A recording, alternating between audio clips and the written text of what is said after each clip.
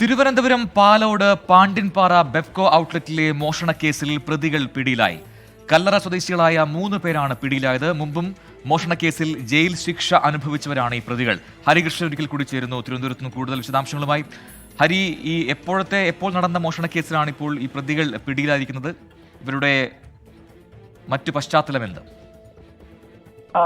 ഈ കഴിഞ്ഞ ജനുവരി 29-നാണ് ഇത്തരത്തിലൊരു സംഭവം നടക്കുന്നത്. ഈ പാണ്ഡ്യൻപാറ ഈ വനമേഖലയോട് സ്ഥിതി ചെയ്യുന്ന ബിവറേജ് ഔട്ട്ലെറ്റിലാണ് ഈ മൂന്നംഗ സംഘം മോഷണം നടത്തിയത്.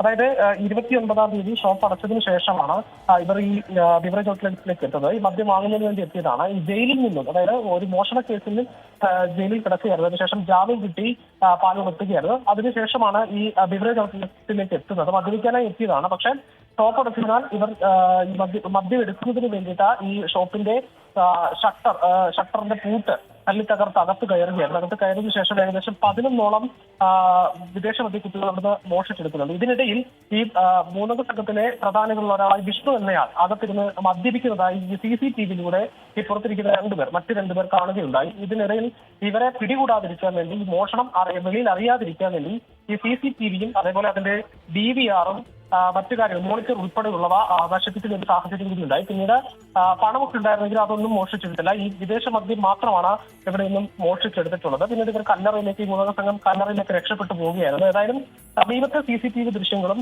അതേപോലെ തന്നെ വിരലടയാളം ഉൾപ്പെടെയുള്ള തെളിവുകളും ശേഖരിച്ചാണ് പാലോട് പോലീസ് ഈ പ്രതികളിലേക്ക് എത്തിയത്. പിടിയിലായത് ഈ കല്ലറ സ്വദേശികളായ സജീർ, ബാബു, വിഷ്ണു എന്നിവരാണ്. ഇവർ പോക്സോ കേസ് അടക്കമുള്ള കുറ്റകൃത്യങ്ങളിൽ ഏർപ്പെട്ടതെന്നാണ് പോലീസ് പറയുന്നത്.